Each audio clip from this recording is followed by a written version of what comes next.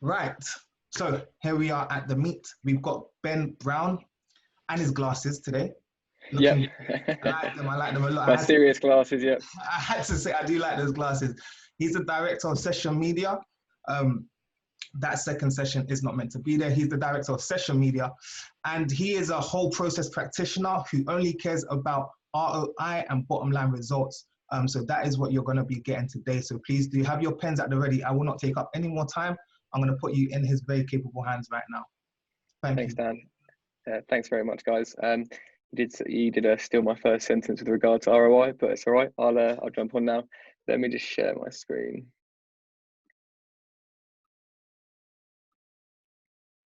Perfect. Can you see? It should be like an orangey looking slide. Looking all good. Perfect.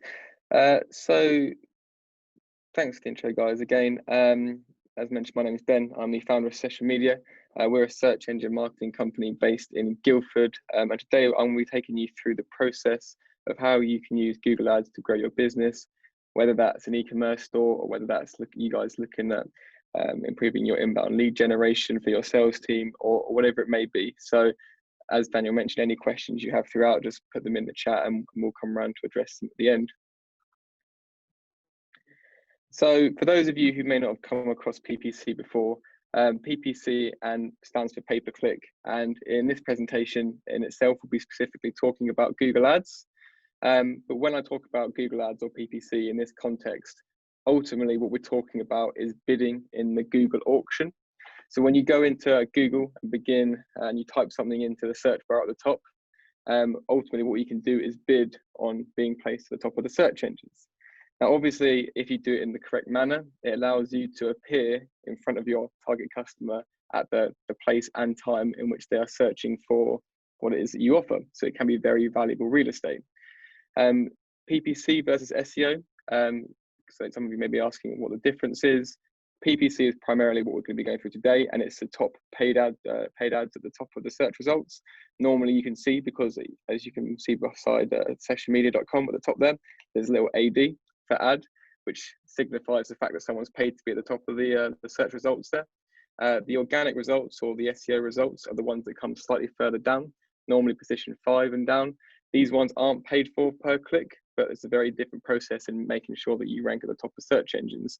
If you're interested in learning more about SEO, my colleague Ben did a webinar for CPD a couple of weeks ago now, which I'm sure we can link out to as well at some point if you're interested in that side of the coin. But today we're very much focusing on how you can produce a positive ROI through using Google Ads. Now, the first reason we talk about search engine marketing and Google Ads, there's 4 main reasons in my opinion, why you should care about Google Ads. The first one is, unlike the likes of Facebook, email marketing, LinkedIn marketing, where you can target via demographic and you can get in front of people who hit your target demographic. The great thing about search engine marketing and PPC is you can physically, as I mentioned, appear at the point in time that the customer is looking for your service or product. So if someone types in PPC agency and we can appear in front of them as soon as they've typed that in, the main difference is intent. So we know they have intent to look to buy that product or service at that moment in time, versus if you send someone a cold email, for example, they may be your right demographic, but at that moment in time may not be ready to buy. So it can be a really powerful channel, and like mentioned, very, very good real estate and profitable real estate for you to appear in. The second one, and the second thing we love about PPC and Google Ads is it's one of the quickest channels you can create an ROI, which is probably going to be the theme of today's webinar is ROI. We have it plastered all over our website for a reason, and it's something that we're absolutely obsessed with from a search engine marketing standpoint. It's always, if you can't attribute a channel back to what it does for the bottom line of a business, ultimately, you know, it's not going to be worth over investing into that channel. So it's something we always try and tie it back to. But the quickest channel, I mean, SEO and other mediums are great. It can take some time to build up that foundation and get your ROI in the longer term. From a PPC side, you can set up a campaign, and as soon as you click go, within anywhere from a couple of hours to 24 hours, once Google's approved your ads, they'll be live and you'll be up there and you're starting to collect that data, starting to bring the right people to your website and looking at leads starting to convert through your forms or phone calls or whatever it may be. The third one is all around complete control over the sales process. And by that, I mean, with SEO and other channels, you may not have too much of a control over what part of the site they land on. If they look for you directly from an SEO page, they could serve a page which may not be 100% tailored to what that user's intent is. But from a PPC side, we can actually serve people landing pages which are one-to-one. So we know exactly what that person is looking for through the data that we've collected, and then we can create a landing page and a user experience to completely mirror and fulfill that user's intent. And ultimately what that's going to do, and what we're going to talk through today, is completely align the process of what they're looking for all the way through from when they make that search, all the way through to when they get in contact, which is vastly going to increase your chances of them getting in contact with you guys by reducing friction. But something we'll get onto in a little bit, which I'll talk you through the process. And finally, some of you, and some sort of 10 years ago, this may have been correct, think that ads in Google, no one clicks on them. And it's definitely something that 10 years ago I thought as well. Looking at the data and looking at all of our clients in all these different industries, and looking at big studies like this one from Search Engine Land, we found that just under 50% of people globally still click on PPC ads. So it's very much an even split between the two. I think SEO probably tops it with the majority of searches worldwide, but PPC, there is still more than enough people clicking on these ads, taking them seriously in order to create a profitable return. Finally, before I get into the process side of everything and how to create a profitable campaign, people always ask, is Google Ads or is PPC or search engine marketing, paid search, all around just Google? In short, you can see that Google has around 92.7% of the market share. Now, they are definitely a monopoly, and you can see here the second largest is Bing. Now, the interesting thing is Google does take the lion's share, and I'd always recommend creating your campaigns in Google. But once you have a profitable campaign created in Google, it's always worth replicating that campaign. And there is literally a button that replicates your campaign for you in Bing. You never see a Google button to replicate your Bing campaign in Google, but Bing have created a button which replicates your Google campaign in Bing, which really can open up a really nice audience for you, because the thing about Bing is it's the default search engine on all the Microsoft operating systems and the computers for Windows. So there's a lot of people, some of the older generation in particular, we found don't look into downloading Chrome, or there are some security restrictions in place which make it hard to do so, because you have to go and unlock it, take it out of S mode, which we have to do for our team internally, which does take a little bit of time. So if you've got a profitable Google campaign, there's a really good chance that your Bing campaign will be cheaper by cost per click, but also you'll get in front of some really highly influential decision makers within the organizations you're looking to go after. So the PPC process, and the thing we're going to be talking through today is how you can structure and the 3 core elements to creating a successful PPC campaign in Google Ads. The first bit we're going to be talking around top level is how we can create and drive high intent traffic to your site. Now, traffic in itself, in isolation, is a vanity metric. When I talk about high intent traffic, and I'll get onto it a bit more, is people that at that moment in time are looking to buy something. So it really increases your chances of conversion if you can drive high intent traffic. Second thing I'm going to go on to is conversion landing pages. Rather than sending paid traffic to your website, which leaves a lot of money on the table, we're going to talk about how you can create these custom landing pages which sit on your domain but have a much higher probability that they're going to convert because of certain elements that we put on the landing page. And finally, we're going to talk about tracking. So whether it's through a form, phone number, or instant chat, we're going to talk about how you can set up tracking, which ultimately tracks where that user's come from. So we can see the exact keyword they've converted on, the exact ad, their demographic, their location, time of the day. And ultimately, you'll start to see trends appear with the people that convert. So then you can really start putting all of the money that you have on advertising spend into the areas which you believe are the highest converting and most likely to return a positive ROI. Like anything else in life, well, the majority of things in life, you've got Pareto's law, which is the 80-20, 20% of your keywords and demographics and device data is going to produce 80% of your results. It's our job to find that 20%. So high intent traffic. When it comes to keywords on the web and people searching, there's three broad buckets of keyword that things sit under. The first one is informational, which take up 80% of the website traffic. This is your what's, why's, when's, all your questions which people are asking into Google. You have your navigational terms, which is when someone's decided where they want to go. So what website? Say for us, they could type in PPC agency session media. And that's they've already decided. So you can bid on those keywords and get in front of people, but ultimately it can turn into an expensive brand awareness campaign. And finally, when we talk about high intent traffic, in its majority, 10% of the web's traffic is focused on transactional terms. And these are the terms that we want to uncover in order to make sure that we have the best chance into converting that person. So give some examples of these terms. Informational could be just someone typing PPC. That's probably someone looking for a definition, or someone who is at the very beginning of their buying cycle. Things like what is PPC, SEO versus PPC. Examples, informational keywords. Navigational, like I mentioned, would be brand, PPC agency, PPC pricing YouTube, someone looking to go to YouTube, they've decided where they want to go to learn more about PPC.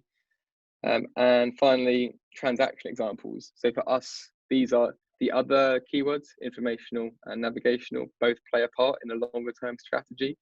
And I hate the word low hanging fruit, but when it comes to PPC, the lowest hanging fruit is to always start with the transactional examples. So once for us, we say in our target locations, if we can get in front of people looking for the likes of PPC agency London, PPC services, and a whole host of keywords associated and similar to these, then we're really going to give ourselves the best chance in converting. We could probably get a lot more traffic from people looking for terms like what is PPC, but ultimately that person isn't going to convert on our site because they are still at the very beginning of their buying process. So when it comes to finding keyword, this could be a whole presentation on itself. So we're going to go very top level, and there's a sort of few tips that I really want to give that I believe will give you guys the best process of moving forward and starting your journey when it comes to finding profitable keywords. So the first place anyone should be looking, and the place where you haven't got to pay for tools, is in the, so I call it AdWords at the top left-hand corner sometimes, mainly because it'll always be AdWords to me. They have recently called it Google Ads, but I don't feel like it has the same ring. So AdWords sometimes. We've got the AdWords keyword tool. So in the account, there's a little thing at the top right-hand corner. And if you click on the tools button and go on to Keyword Planner and type in a keyword in the search bar which you believe is associated to your keyword or product, what you'll see here is a view like this. And again, going back to PPC agency, I can see here there's a couple of key metrics. I've got PPC agency is the keyword at the top. I've got average search, around 1,900 people a month looking for that. And we've got around £11 to £23 per click, which is quite expensive, but ultimately that gives away more information than you need. So what we can see here is that keyword's quite good. It's got some search volume. I can see the cost per click, but ultimately what some traditional practice has been to choosing the best keywords. I mean, on the face of it, all of these keywords, PPC services, PPC company, they all look like good keywords we could be going after, but ultimately some of them are going to convert better than others. And one of the easiest ways to determine which ones we believe are going to convert better it's a bit contradictory, but it's to look at the price of the click. And ultimately what I can say is because PPC agency at the top is £23 per click and PPC services is only £14 per click, well, I can deduce from that the fact that I know PPC agency is going to convert a lot better than PPC services, mainly because Google doesn't determine how much you spend on clicks. The market determines it. And the market is decided, and agencies like us and other companies have decided they want to spend more on PPC agency, which is why the cost for that has risen. So they've spent lots of money and lots of time deducing the fact that that is the best keyword for their company to make a profit.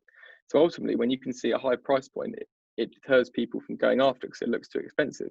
But ultimately, if you can focus your budget and take away from keywords that aren't converting as well and allocate it to those keywords, then ultimately you're going to find yourself in the green in a quite nice position. Now, I'm not to say this is a hard and fast rule, because there are some instances where it's not the case, but it's always, don't ever be deterred by the cost per click, because normally a higher price point normally means a higher level of intent. And it's always a good place to start.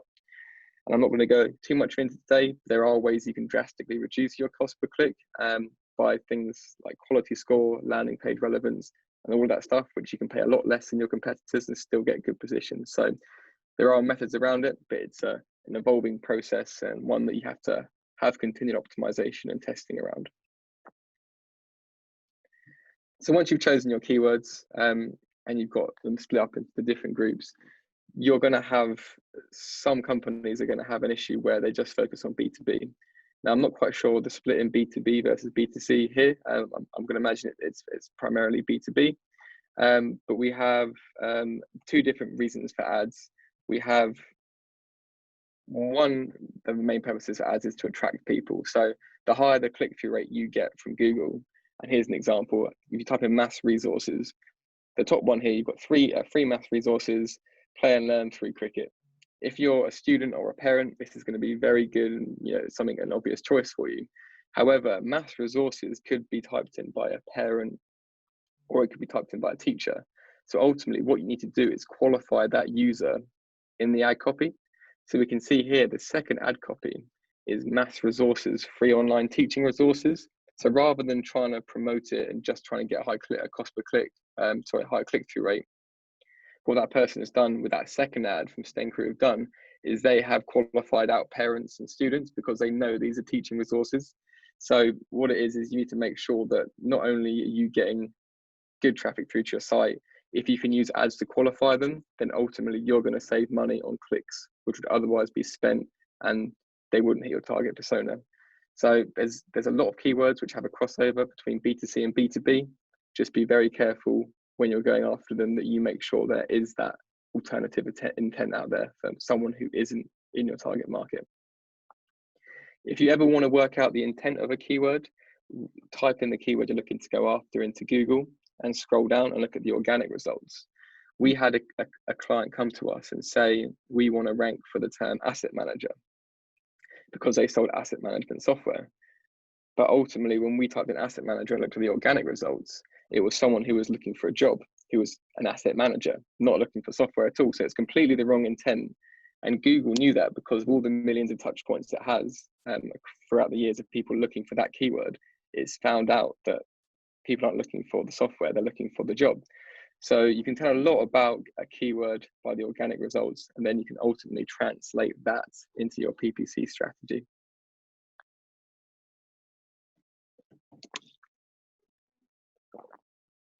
So when I talk about optimization and tracking, I thought I'd pull a real life example just so I can show what we mean. And rather than what we hear a lot of the time is people setting up accounts and leaving them, what we like to do is make sure there's an ever evolving optimization process.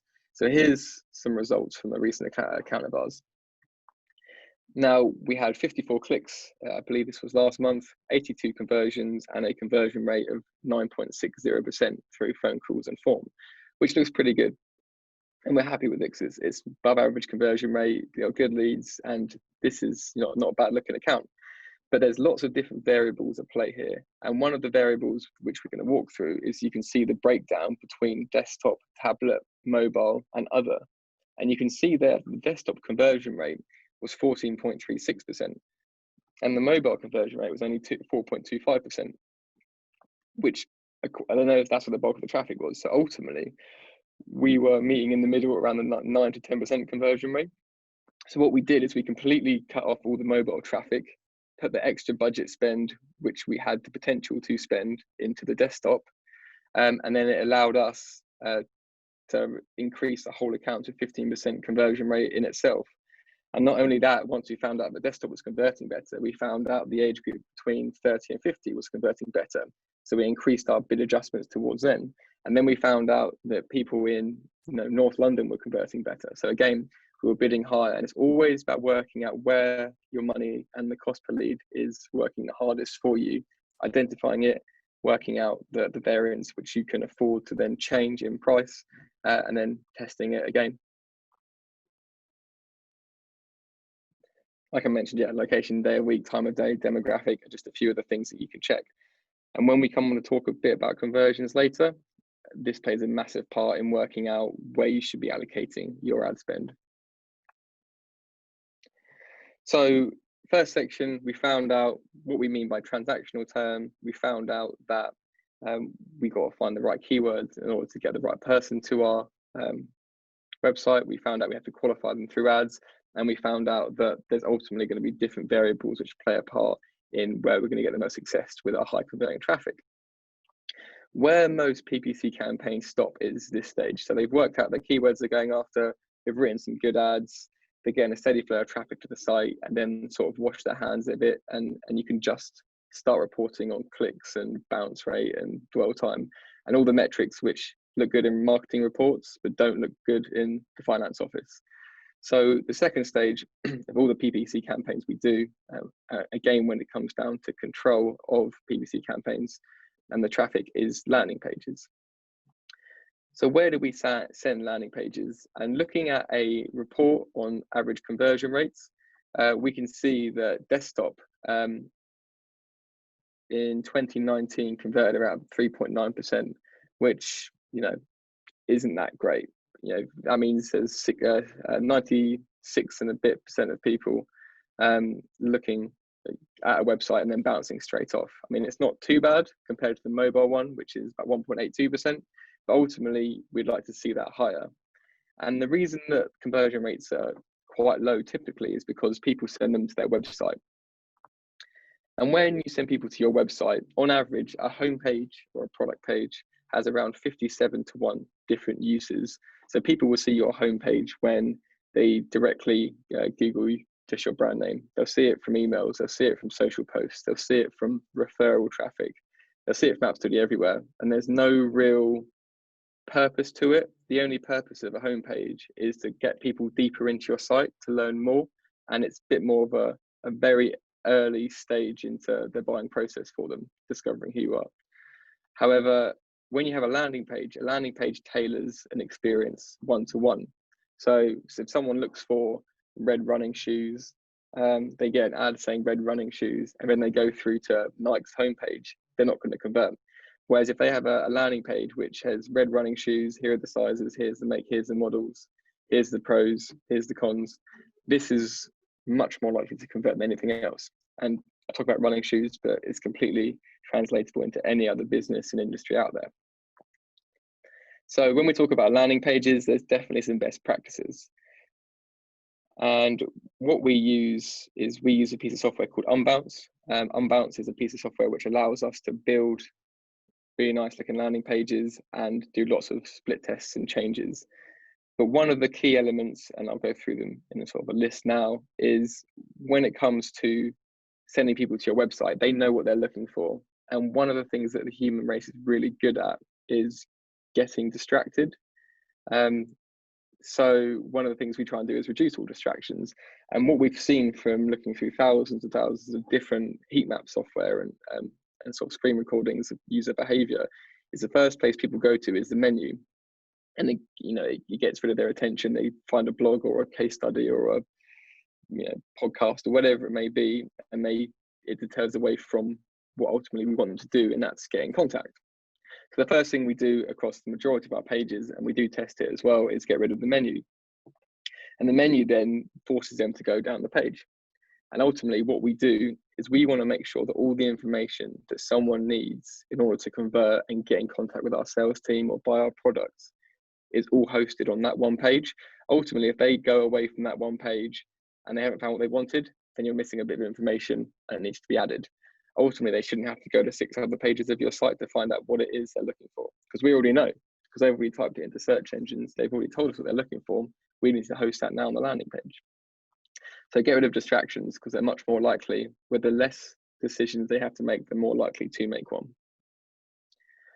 Second one is about having a very clear call to action. A lot of the time we see titles on people's websites called like define or accelerate your lifestyle or process, or deliver better value, and it means absolutely nothing independent of context. Ultimately, whatever the ad has been promoting, the main headline should be promoting the exact same thing. And what we do is when we build landing pages for clients, we call it the 5-second test. And if I can't show someone that has completely no context of the campaign, the landing page, and they can't tell me what the page is about in 5 seconds just by looking at the header and subheader, then we have to go back to the drawing board. Because ultimately, if we send someone through to a page and they get confused, which people do quite easily from when they're looking around and shopping around different sites, then it's not going to be as seamless enough as we'd like in order to get a good conversion rate. And ultimately, what you can do with things like unbound is you can dynamically change the header. So if someone types in air compressors, for example, or quiet air compressors, and they'll see an ad for quiet air compressors, the main title will say quiet air compressor. If someone types in cheap air compressor, then the ad will say cost-effective air compressor, and then the main title will be exactly the same page, but we dynamically change it to cost-effective air compressor, for example. So it's just a way of really reducing that level of friction. And if you mirror what it is the consumer's looking for right back to them, then they're more confident in the fact that you guys offer what it is that they're looking for. And in most cases, you guys are. So it's just about getting that message across in a way that they have associated with what they're looking for. Call to action. One of the biggest sins we see on landing pages is around the submit syndrome, we call it. Is the majority of websites when they're built are just built out with the developer just putting the word submit in buttons because it's what has always happened. What you need to do with your call to action, and your call to action is what happens when someone submits the form, is let them know what's going to happen next. So for our example here, it was get video proposal. What it could be get pricing, get quote, get more info, call the sales team, whatever it may be. Make it as prescriptive as possible, because so people aren't just submitting into the unknown. But some people don't want to receive calls, some people do, and it's a really great element of the landing page that can be tested over time. We've always found that get pricing converts better than get quote across the majority of industries. For some reason, couldn't tell you why, but people like pricing more than they like quote.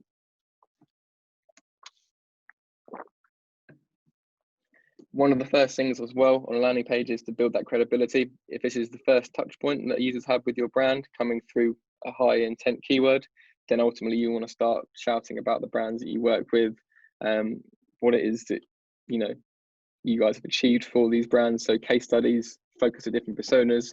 So this is one of our SEO landing pages. You can see 4% increase in leads, increase in revenue, keyword rankings, 3 different pain points that someone may have and be looking for, and then along with the client logos that we work for. Why before the what?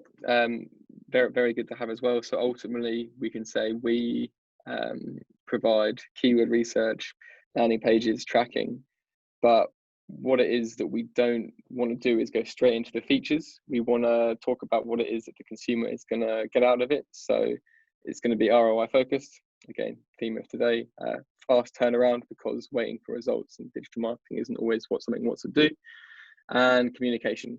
And then we can go on to later saying these are actually the elements that we take care of, that this is the overriding theme and the why behind what it is that we do, and what you get as a company out of it. And then it's going back onto the likes of credibility building, again, testimonials, one of the best things to do when it comes to building that trust on the first touch point. So landing pages, you've built them, you can start seeing people flowing through your site.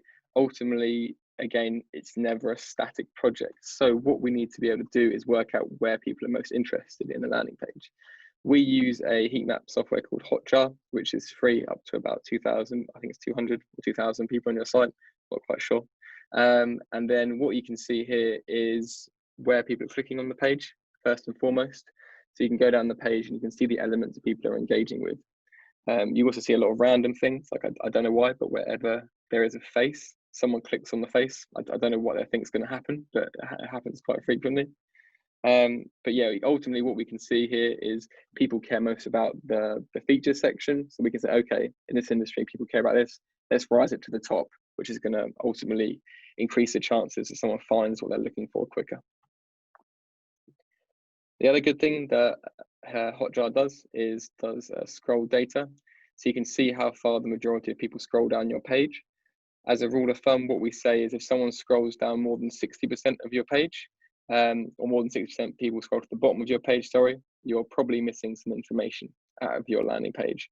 So what you can do to combat that quite quickly is create a frequently asked questions box. So then that is ultimately a way to address potential pain points and objection handle on the landing page itself before anyone gets in contact or decides to bounce off the page because they haven't found what it is that they think they're looking for. And finally, split testing. When it comes to using Unbounce or other landing page software, one of the biggest things you want to be able to do is find elements to test. So whether it's the call to action, whether it's the images, whether it's the section priority on a page, whether it's the testimonials, whether it's the color scheme, you can test one element at a time, and then you can keep rotating that every month. And depending on the winner, you're able then to keep certain elements and then try a different test and then keep doing it. We have a little competition internally, whether it comes to writing new ads for click-through rate or whether it comes to suggesting new elements for landing pages. We always have, internal team suggestions which people submit after looking at landing page data from heat maps, and then we make implementations. And there's always going to be a clear-cut winner. Well, not always clear-cut, but there's always going to be, after a period of time with a good amount of data, there's going to be one that performs better than the other in most cases. So we've got our high intent traffic, we've got a landing page which has all the elements of someone that completely fulfills the user's intent. And then the last thing we need to do is make sure that we can attribute for our spend on the channel through tracking. So ultimately, when I say track everything, we want to track everything from the site. So the first and the classic one is around forms. So you can easily go into your analytics account, and I put a little journey there. So you can go to analytics, your admin panel, you can create a new goal and then insert your thank you page URL. What will happen here is when someone submits a form and they're redirected to your thank you page, it will trigger an event and a goal in analytics. So you'll be able to see exactly which keyword and everything else triggered someone to fill in the form. So again, you're collecting that data. If someone is filling out a form, we normally say, the average buying process can be a month to 6 months, depending on industry. But if someone calls you up, that person is pretty desperate for what it is that you're selling straight away. It takes a lot of energy and sometimes for people and headspace to call people up, and ultimately it's for quite a quick turnaround. So if you're not tracking calls through PPC, then ultimately you're going to be missing a trick, because these are normally where the good leads come through. We use a tool called Call Tracking Metrics, which allows us to buy a number, which is a very close variation of your current number. And then what happens is, depending on the channel, in this case PPC, someone will click through to your site and it will dynamically change the number to the PPC number. When someone calls that number, it will route through our software, so then we can trigger an event which then tracks that user's conversion and their call back to the keyword, the ad, the landing page in which they converted on. Again, just like the form, it allows us to retrace our steps, work out what's been working really well, and ultimately put more money where things are working and take it away from the places they're not. And finally, instant chat is growing in popularity. There's two main ones we work with or recommend, Drift and Olark. Drift has gotten pretty expensive, Olark's relatively reasonable. And this is simply when the pop-up chat, bottom right-hand corner, it appears. You fill out your information, and then we're able to trigger a conversion which says these people came through PPC, typed in these keywords, etc., filled out the live chat. These are the keywords which obviously convert better for that, which is great. So with the tracking of PPC in place, we're able to start working out the value of PPC. And what we have for every client and every sort of feedback loop, as we call it, is, in a very simple term, it has more fields than this, but it is, and very top level, it's this: what's the keyword they converted on, what was the channel, what was the type of conversion, what was the value of the lead, and what was the cost, and was it closed?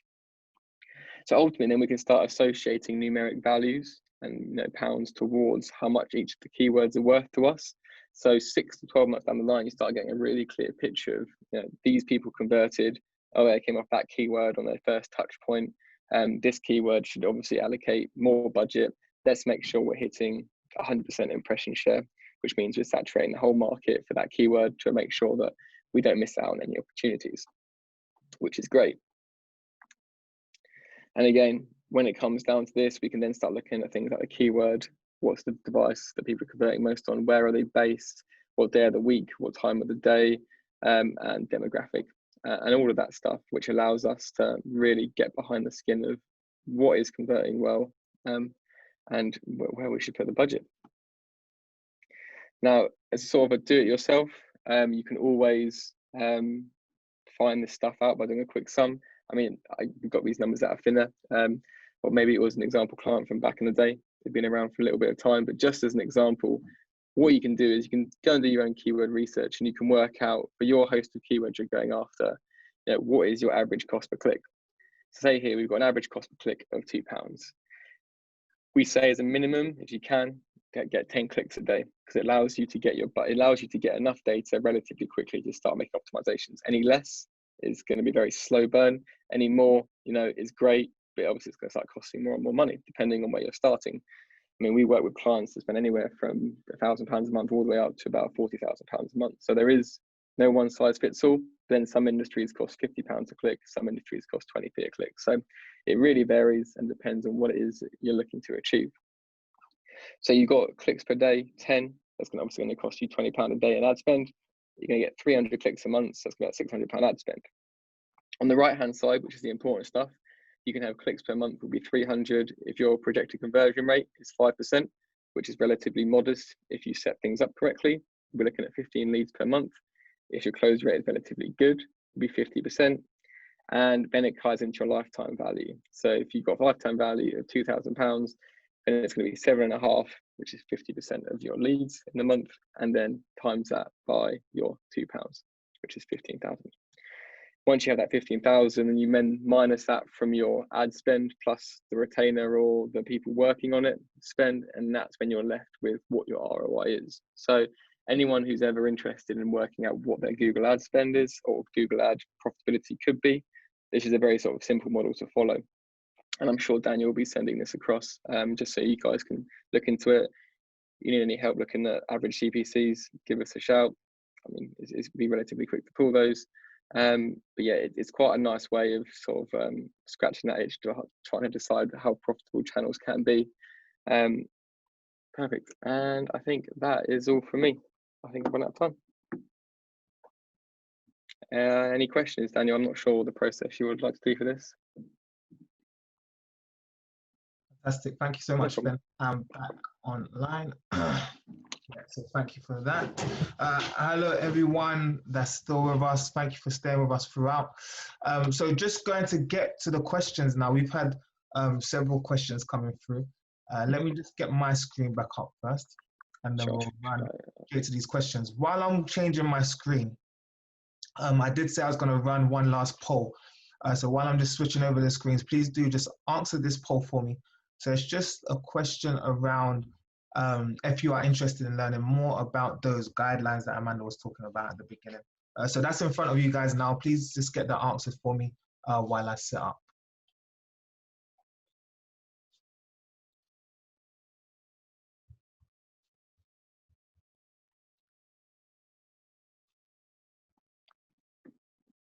How are those for call for actions, Ben? Yeah, they're right. you got to test them. Got to do some testing. Thanks, guys. I'll give you 5 more seconds. 5, 4, 3, 2, and 1. Thank you so much for that, guys. Actually, do you know, I'll just leave that running while we go through the questions, because a couple of people are still throwing in their answers.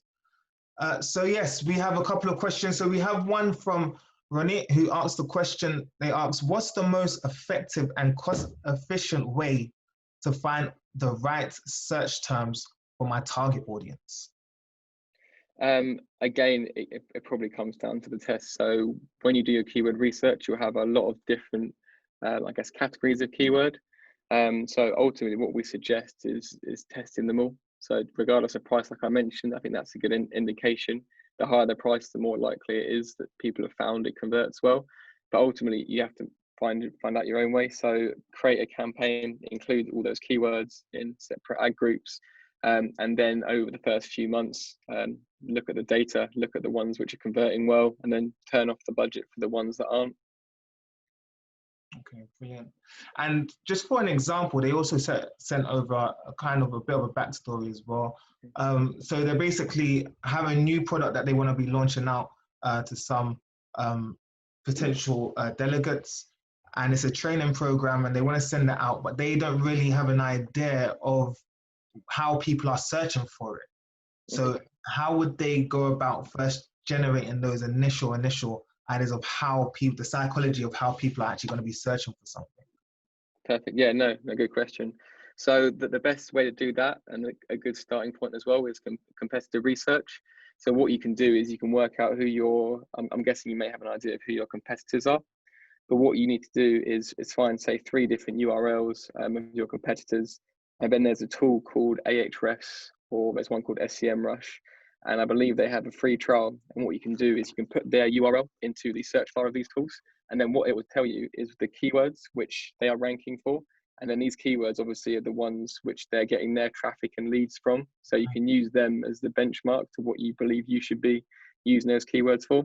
So once you look at their keywords, and we call them a seed keyword, where you get an example idea of what it is that someone could be searching for, you then go and put that into Google Ads, and then really extrapolate that data and find more examples of similar keywords. Brilliant, brilliant explanation. We have another question from Sandeep, who wants to know, what is the best way to find out the fraud clicks in Google? So what's the best way to find out the fraud clicks? Yeah, another good question. So without external software, it's very hard. There's tools called, there's 2 tools called PPC Protect and one called Clickthrough. The 2 tools that we've tested. Ultimately, what they do is they go through and they have a big long list of blacklisted domains which they found to be fraudulent. So they're always updating this, and any like repeat clicks from the same IP and all of that stuff is they're sort of there to protect you against it. I believe they're relatively cost effective. And what happens is it can then go and challenge Google, and they can then say, I think these ones are fraudulent, and try and get the refund as well from Google for those clicks. If in hindsight they find it is wrong as well. So yeah, PPC Protect and Clickthrough are 2 bits of software which help you do that. Because yeah, it's definitely alive and kicking, click fraud, whether it's competitors or just bots in the display network. It's definitely there. Sandeep actually did throw in that caveat of without any software. So is there any way of doing it without any software as well? I mean, yeah, but it's probably going to be looking in the doing like a bit of log file analysis. I imagine looking at where the IPs are from people who have hit your landing pages. From an actual ad account side, you can sometimes tell if someone's typed in the exact same keyword and just clicked on your ad so many times, and it's like out of usual. You can definitely keep an eye on that. But yeah, there's a lot of small ways of doing it, but no definitive ways. And I don't think Google will ever come out and agree that necessarily that has been the case. But it's worth a try challenging it if you believe that you have data to back it up. Okay, and what was, just a reminder, what was the site that you used for landing pages? Unbounce. Unbounce. There you go. Yeah. Question from Stuart. My main competitors are far bigger companies with far bigger marketing budgets. Is PPC ever a poor choice in those circumstances? I think it really depends. I think it's never a poor choice. I think in most industries, there's, especially B2B, there's conglomerates, and you have to work out how you can best peel market share away from them. What you'll probably realize is they're spending a lot of money on a very wide portfolio of keywords. A lot of time there's going to be so much ad spend to manage, there's going to be things being wasted. So I'd probably just try and start very narrow amount of keywords, a good sort of size budget, and then try and just just worry about your own conversion rate and quality score and all of that stuff, and then really focus in, like double down in the bits which are most profitable for you, and then you can sort of scale up from there. There's always room at the top. I mean, we work in the cloud computing and software market all the time, and there's the likes of Google and Amazon themselves bidding, and you still can get a good return. You haven't got to have the biggest budget. You just got to have a good campaign structure. Okay. Perfect. Got another question from James. James asks, how do you balance adjustments to your landing pages to optimize for PPC compared to adjustments to maximize organic SEO? Okay, so PPC and SEO, interesting one actually. SEO, there's a lot of things that you do differently. With PPC, you focus heavily on conversion, so you have minimal text, you have clear call to actions at the top of the page and everything else, and you kind of try and remove all distractions. From an SEO optimization page, again, it's all relative. There's normally going to be more content on the page to give more context to search engines, which ultimately has been found to rank a site better. But when it comes to PPC and SEO, yeah, we don't ever recommend sending them to the same page, because the PPC one normally has a lot less content and a lot more sales focused. Okay. Another question. Keep the questions coming in, guys. So as a sole trader with no budget, what would be the best way to advertise? I think depending on market, I think by far, and it's slightly off topic of what we spoke about today, but by far the cheapest cost per click and the most exposure you're ever going to get, especially at the moment, is from YouTube ads. So the ads which when you go on YouTube and before the video starts, you can see the ad which you can potentially skip. The great thing about that is you have to watch, I think it's either 10 or 20 seconds of the ad before you even get charged for it. So you only literally get charged when someone watches your ad. And the cost per click is very, very cheap compared to even the likes of Facebook. So you can get, well, I think we've got tens of thousands of views for under 100 quid in some campaigns when you've got really high view through rates. Again, it's market specific and it does depend on the quality of video. But yeah, if you can, even talking head videos, sort of naturally shot videos, if you want to get your new message out there, YouTube ads are sort of a bit of an obsession of ours here as well. So that's actually free until they watch past a certain amount of time. Mm-hmm. Is that a set amount of time that they have to watch past? Yeah, I believe so. If they skip it, I think it's 10 seconds. So if they don't watch past the 10-second mark, that's when they do it. I need to double check the exact timings on that, but yeah, it's a very good deal for the advertiser at the moment, definitely. Okay, another one in from James. If people are using VPNs and or other security software, does it skew the data that comes back? Are there ads presented to such searchers? So yes, because ultimately a VPN will put you as your IP address somewhere differently. Again, it all comes down to the click fraud stuff. There is stuff that can be picked up, but obviously it makes it slightly harder. I'm not quite sure the process behind people using VPNs, but it's the likes of like click farms and whatnot. And I do know they have processes of identifying these people and finding popular locations and areas which are common culprits for that. What is a good size budget? This one's from Grace. What is a good size budget for a small one-person company? I mean, it depends on the industry and depends on what it is you're looking to achieve from a growth target perspective. But I think ultimately, if you're spending less than £500 a month on ads, it's probably not going to really move the needle.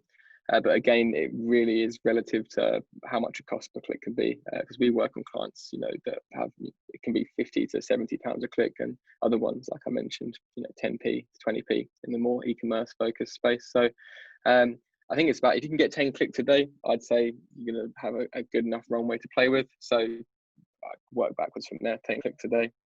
I mean, I haven't, well, that's just what we say, because any less than that, you start not being able to really see any correlation at all, and it doesn't help anything.